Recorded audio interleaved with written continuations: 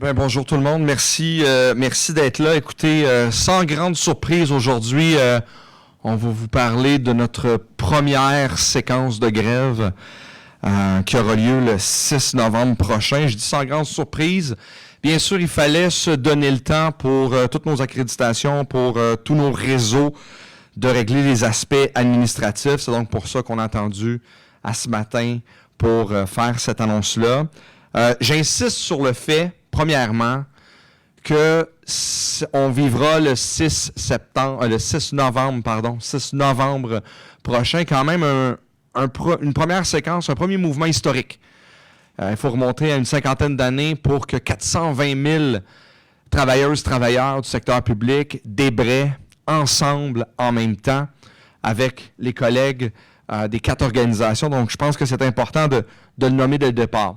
Autre élément aussi important, il s'agit réellement d'un coup de semonce, il s'agit d'un rappel, il s'agit aussi d'une chance qu'on offre, c'est-à-dire d'exercer un mouvement, un premier mouvement d'une journée pour être en mesure de montrer le sérieux de notre mouvement, le sérieux qu'a nos organisations envers cette négociation-là. C'est pour cette raison qu'on a décidé, cette fois-ci, qu'il y ait l'impact minimum sur la population pour dire à celle-ci que voici le sérieux, voici l'importance d'arriver à un règlement le plus rapidement possible. C'est certain que le gouvernement devra se mettre au jeu parce que on ne pourra pas faire ça toujours de cette façon-là. On veut éviter, bien sûr, les problèmes, on veut éviter les plus grands impacts, mais en même temps, il faut être en mesure d'arriver à un règlement et mes collègues y reviendront, mais en même temps, avant de leur céder la parole, ceux qui se posent la question, pourquoi annoncer ça alors que le gouvernement nous déposera quelque chose, je ne parle même pas d'offre, quelque chose, dimanche. Écoutez, s'il fallait attendre depuis le début de la négo, de voir ce que le gouvernement allait faire après chacune de ses interventions publiques, de dépôts, de propositions de fin de négo, de deadline, écoutez, là, on retiendrait notre souffle pour rien. Alors, comme organisation, il fallait être en mesure de marquer le pas, c'est ce qu'on fait, mais en même temps, toujours place à la négociation, malgré tout ça. Donc, mes collègues là, vont continuer là-dessus. Magali. Merci beaucoup, Éric. Bon, ben écoutez, premièrement, merci d'être ici. Moi, ce matin, j'ai envie de parler à la population. Est-ce que la population sera au rendez-vous? Bien, j'espère que oui. Est-ce que la population sera en colère contre les travailleuses et travailleurs de l'État? J'espère que non.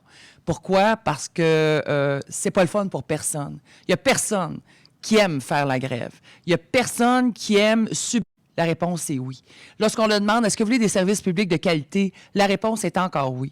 Lorsqu'on leur demande, est-ce que vous aimez ça, attendre dans nos urgences sur des chaises pendant 24 heures pour avoir accès à un médecin? Est-ce que vous êtes à l'aise avec ça, que vos enfants se promènent dans des écoles en décrépitude avec des problèmes d'air? La réponse est non. Bien, écoutez, ce que ces femmes-là et ces hommes-là, les 420 000 travailleuses et travailleurs de l'État, se préparent à faire le 6 novembre prochain, c'est pour tout le monde, c'est pour toute la population. Dans le fond, ils n'ont pas le choix que de se tenir debout pour faire valoir, leurs droits, se faire valoir comme travailleuses et travailleurs de l'État et dire au gouvernement, assez, c'est assez. Et si on veut que ça dure le moins longtemps possible, si on veut que ces moyens de pression-là ne soient pas exercés, ben il faut que le gouvernement se réveille. Et là, il est plus que temps. Et ce message-là, ce matin, va dans le même sens. Et je suis tout à fait d'accord avec mon collègue Éric. On en a eu des annonces jusqu'à maintenant du gouvernement. On a eu des menaces de la part du gouvernement également, hein, d'être les méchants qui feraient perdre les primes à nos travailleuses et travailleurs. Bien là, on n'est plus le temps. C'est plus le moment maintenant de continuer ce type de discussion-là. Ce qu'on veut, c'est un contrat de travail. On veut des conditions d'emploi respectables et on veut, bien entendu, que la population soit solidaire et qu'elle soit au rendez-vous pour faire en sorte que ça dure le moins longtemps possible. Maintenant, je laisse la parole à mon autre collègue, Robert. Alors, merci. Mais il faut se rappeler qu'avant d'arriver à cette annonce-là aujourd'hui de la grève au 6 novembre, qu'on a quand même tout tenté pour essayer d'avoir un règlement avant l'exercice de cette grève-là. Samedi, ça va faire 1 an qu'on a déposé nos demandes et à la table centrale, il n'y a absolument rien qui a bougé et il y a eu des dizaines et des dizaines de rencontres. Il y a eu aussi beaucoup d'échanges à travers les médias. D'ailleurs, on a su l'annonce de notre dépôt par Twitter, le réseau X, en même temps que tout le monde pour ce dimanche qui s'en vient. On a tenu des actions de mobilisation, de visibilité partout au Québec. On a un sondage en main qui démontre que la population nous appuie dans nos revendications et désire aussi, non seulement dans les revendications syndicales pour les conditions de travail, mais bel et bien pour avoir des réseaux qui sont plus forts et plus accessibles. On a tenu une manifestation monstre, là, on le rappelle, 100 000 personnes qui sont venues nous appuyer dans les rues, des membres souvent et leurs familles. Et c'est 100 000 personnes qui sont venues dire qu'ils étaient écœurés de leurs conditions de travail, écœurés que ça ne bouge pas, écœurés de ne pas être entendus. Et ça, il faut que le gouvernement le comprenne. Ce ne sont pas des actions qui viennent nuire à la population, ce sont des actions de bonne foi qui sont venues motiver nos demandes, en fait. Il faut se rappeler aussi que cette semaine, il y a eu 1 millier de personnes qui ont occupé la caisse de dépôt pour rappeler encore une fois au gouvernement qu'il y a des menaces qui pèsent sur notre régime de retraite qui est en pleine santé, et ça, on trouve ça inacceptable. Il faut se rappeler également qu'on a un vote de grève de 95 % des gens qui nous confient ce mandat-là. Et comme dirigeant syndical, c'est très, très lourd comme responsabilité, mais on est conscient que nous devrons l'exercer avec ces gens-là qui sont derrière nous, bien sûr, mais avec responsabilité qu'on va assumer. Ce 95 % vient dire aussi qu'il y a des gens qui donnent des services actuellement dans nos réseaux et qui sont à bout, sont carrément brûlés, sont fatigués et ils ont un espoir énorme à ce que ça change, à ce que le gouvernement leur donne un message favorable, comme de quoi ils veulent investir dans les réseaux publics et leur donner finalement des conditions de travail qui vont leur permettre de s'épanouir dans leur profession.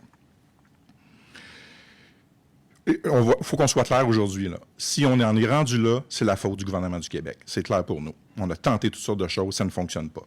C'est François Legault, c'est Sonia Lebel. On vit ces deux personnes-là qui ont vraiment le pouvoir de changer les choses, qui ont le pouvoir de donner aux gens qui travaillent dans nos réseaux les outils pour pouvoir bien accomplir leur mission.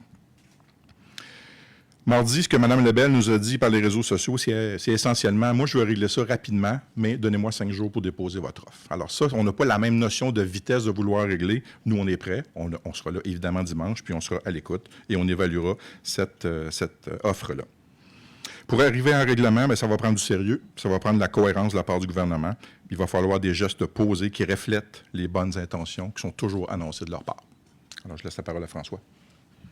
Merci, Robert. Écoutez, Robert vous l'a dit, on a appris sur les réseaux sociaux mardi que le gouvernement déposerait un quatrième dépôt, comme elle a dit. Écoutez, on a trouvé ça assez ordinaire. Lorsqu'on dit qu'on prétend vouloir être un employeur de choix, puis que son vis-à-vis une table de négociation, on l'apprend par les médias sociaux, ça n'a pas de bon sens. Il n'y a personne d'autre qui fait ça au Québec que le gouvernement québécois, encore une fois. Écoutez, on nous parle d'un 4e dépôt. On espère les 3 premiers dépôts, puis je vous invite à questionner la présidente du Conseil du Trésor là-dessus. Les 3 premiers dépôts, la seule chose qui a changé, c'est la pagination. Il n'y a jamais rien d'autre qui a changé. C'est toujours les mêmes choses. Ça ne répond pas du tout à nos demandes. Ils reviennent avec un petit peu plus de paragraphes pour expliquer leurs choses, mais il n'y a jamais rien de nouveau. Fait qu'on espère que le 4e dépôt va être substantiel parce que nos membres s'attendent à un gros dépôt. Ça, c'est clair. Les attentes de nos membres sont élevées. Nos gens sont tannés, sont fatigués. Ça prend un bon dépôt. Mais je vous dirais, avec les années d'expérience qu'on a autour de la table, que nos attentes sont assez basses. Je vous dirais que moi, je pense qu'il y a plus de chances que le Canadien gagne la Coupe Stanley cette année, que le dépôt soit acceptable pour nous autres la semaine prochaine. Donc, ça, c'est pour le dépôt. Ceci dit, on est revenu aussi avec les fameuses primes. Hein, là, le gouvernement, ça fait des mois qu'on a l'épée de Damoclès au-dessus de notre tête par rapport à ces primes-là. On veut être clair. D'avoir des primes, qu'on garde nos primes, c'est pas un gain, c'est juste une continuité pour régler de quoi à la fin une convention collective. Donc, on espère que les primes vont être là, mais s'ils sont pas là, ça va juste plus motiver notre monde à se battre. Merci beaucoup.